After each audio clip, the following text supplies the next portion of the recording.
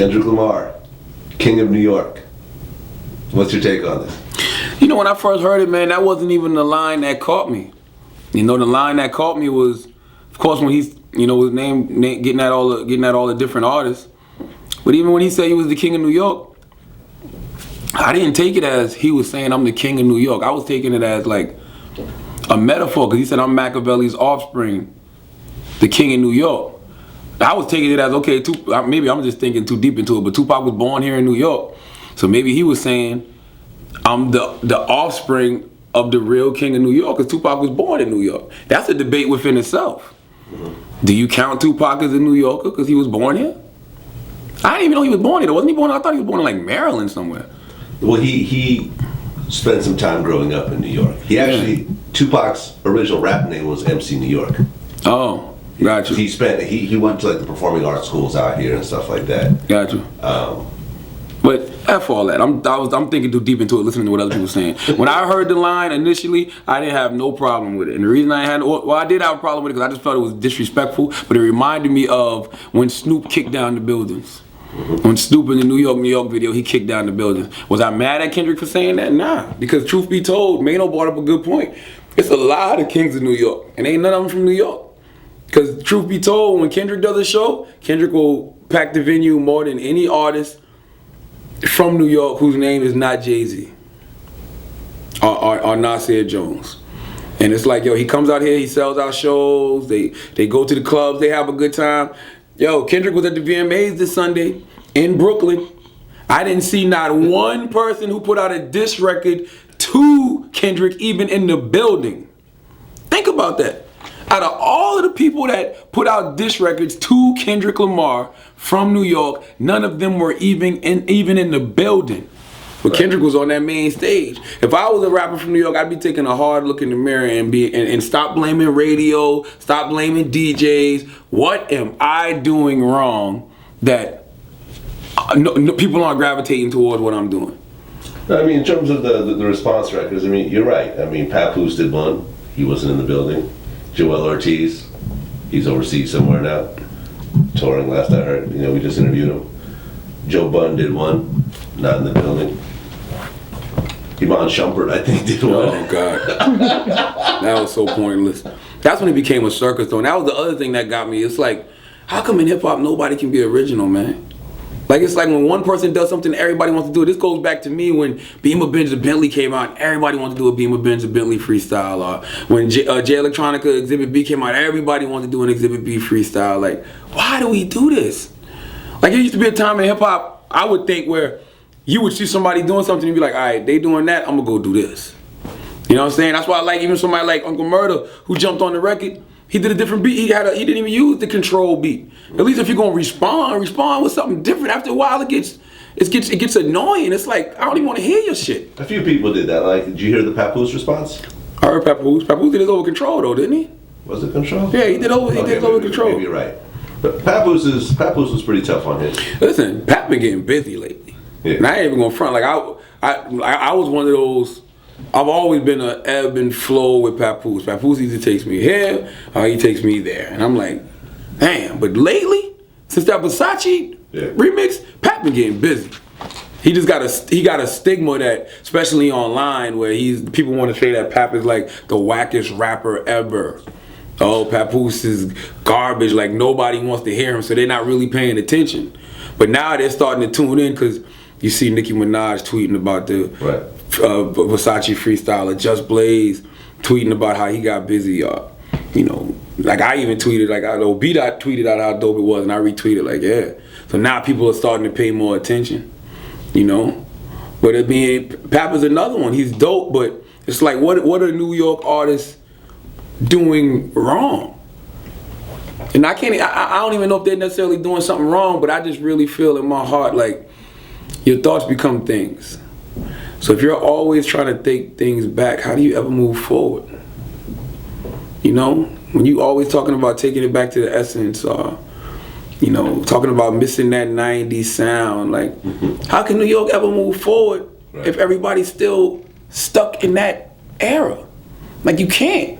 It got to be forward motion. We're seeing right now that you can still be dope lyrically. Like, think about everybody that's out. Everybody that's out right now that's winning, to me, is a dope lyricist. Who was the originator of dope lyricists? New York City. So you would say French Montana is a dope lyricist? No. French Montana's winning. French Montana. He's from New York. Yeah, he's from New York, but I'm talking about everybody else. I'm talking about Kendrick Lamar from LA. I'm talking about Drake from Toronto, Canada. I'm talking about Big Sean from Detroit. I'm talking about, Nipsey Hussle from LA, J. Cole from North Carolina, Wale from DC. All of these guys are real MCs. Like, they're rapping. Pusha T's from Virginia.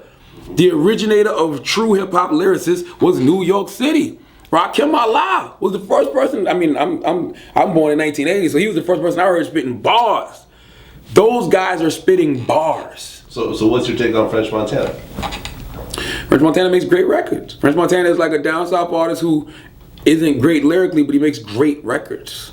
Period. And that's something that a lot of lyricists don't know how to do. A lot of lyricists don't know how to make great records. And that's my other argument I always tell these super lyrical people.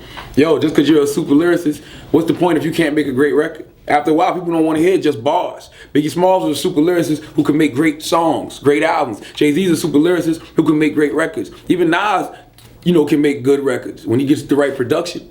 So it's like, nowadays you got these dope MCs who are making good records. Wale's making great records for radio. J. Cole's making good records for radio. Kendrick's making good records for radio. And all of these dudes lyrically can get busy. So what is the artist in New York doing wrong? Only thing I can think of is they're so caught in the I want to bring it back mentality that they're not playing it forward. Mano played it forward. Mano had High Hater, All the Above. Those were big records. He was playing it forward. And All the Above is a dope. I don't care. Y'all can say whatever y'all want about Mano. Listen to All the Above lyrically. He was saying some real stuff that if you come from a certain place, certain struggle, you can relate to. So it's like, to me, artists from New York just have to learn how to play it forward and stop trying to take it back. That's his man. That's Compton. Same thing with Snoop. Snoop was like, yo, don't run up on Kendrick. You got 100 gangsters with him. 100,000. 100,000. Why? That's his man. That's what Game is supposed to do. Same way all of those artists who felt offended by Kendrick saying the King of New York line, they supposed to stand up and rep for their hood too. Why not? Do you think that this will set up some sort of East Coast, West Coast beef? Nah, because the internet is the great equalizer, and the internet has brought everything together. Hip-hop ain't even about regions no more. That's been dead. Hip-hop is just about what's good and what's bad.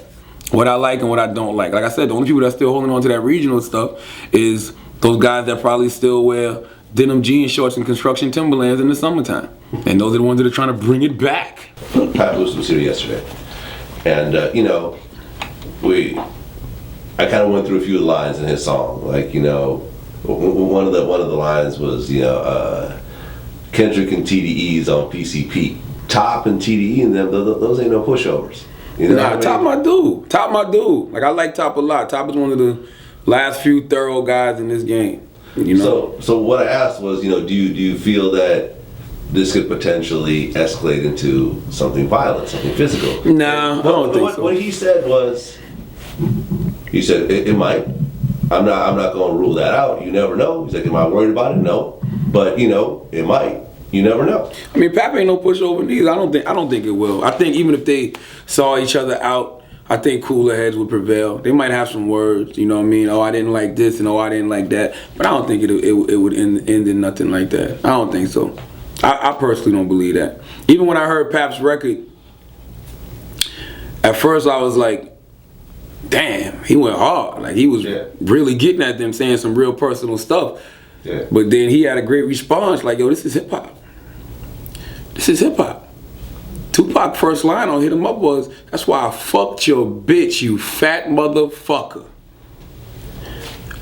That's raised the bar. Like that lets you know anything goes. But you have to be willing to face the consequences of your actions after the fact. Cameron had put up an Instagram, like after the King of New York line came on, and it said, how you gonna let someone get on your own song and diss you? That's like someone humping a girl and saying, I was just kidding. Now, he didn't put any names on it, but everyone took it as Big Sean letting Kendrick diss him on his own song. Yeah, but why would Big Sean tell Kendrick to change it or take Kendrick off? See, that's the problem with the game. It's too many sensitive ass people. Like, you got people like that. You got these old, especially the old regime. The old regime will be like, I gotta give you an example because I ain't even good with talking around things. Like, I heard a story about Uncle Murder being on the I Hit It First. I Hit It First remix with Ray J. And I guess Kanye heard it, and Kanye was like, "Yo, if you take if you don't do the record or get off the record, I'll give you a deal or something like that." Like, that's how sensitive the old regime. That's how that I didn't even call Kanye old because he's not old, but that's how that regime is. You know what I'm saying? Like, you got some people who are sensitive to things like that. Yo, you can't diss me on my own record, dog. Change that. Or when Cannabis did it with LL, when he was like, "Yo, let me take," what was the line? I take the mic off. Whatever the line was, he made Cannabis change the line, but then he went and rewrote his. Like, well, no, he didn't make him change the line. He kept the line and then rewrote his own verse. I thought he made Cannabis change it. No, the Cannabis line was the Cannabis line. Okay. But then LL went and changed his verse, dissing Cannabis on the song. Got you. To me, well, if anything, that's what I would have did if I was Sean. Maybe rewrote my verse, so I'm responding to Kendrick on my own track, which would be dope. But I think Sean heard that verse and he heard what we heard. That's an otherworldly verse, dog. And ain't nothing you can really do with that. That's like Jay-Z and Eminem on Renegade. It's not that Jay-Z verses were whack, just that Eminem's verses were otherworldly.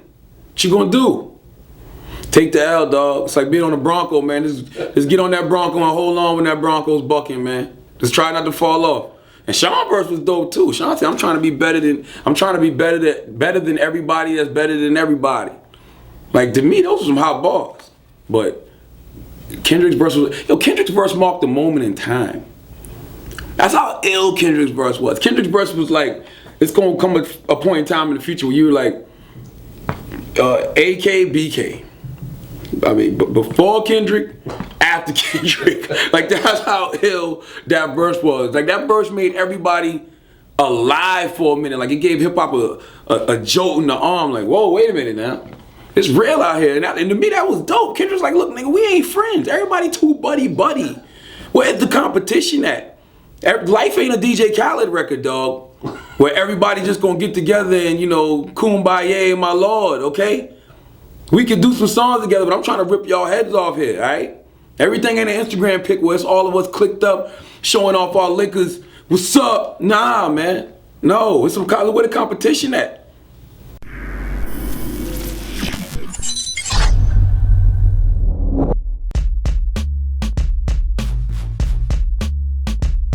I'm competing against not just who's hot right now, or who's trendy right now. I'm competing against the whole canon of music. Like, when I think about the greats like Big Daddy Kane and Rakim, they still in my top 10. Kendrick Lamar's creeping up into my top 10, but he only put out one official album and a couple mixtapes. When Drake hit me up and was like, yo, I think people misconstrued in this tweet I just tweeted because he didn't hear about what I said about my release party. He was like, yo, you did rip that song. And he was like, yo, I think he said that line was from an intro on his album or something, so.